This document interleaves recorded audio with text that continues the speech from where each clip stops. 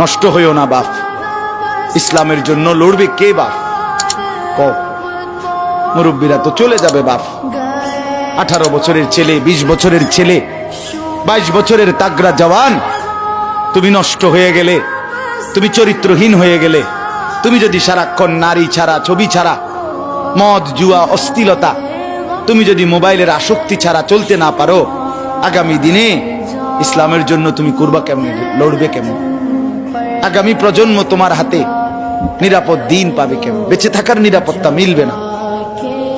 বেঁচে থাকা 53 বছর বাংলাদেশের বয়স, 53 বছরের সমাজে বেনামাজির সংখ্যা যদি এত বেশি হয়, 53 বছরের ভিতরে মোবাইলে আসক্ত যুবকের সংখ্যা যদি এত বেশি হয়, 53 বছরের ভিতরে বেপর্দা নারীর পরিমাণ যদি এত বেশি হয়, এত মসজিদ মাদ্রাসা চারদিকে থাকার পরেও যদি এই মসজিদ মাদ্রাসা ষড়যন্ত্রের কারণে কমে যায়,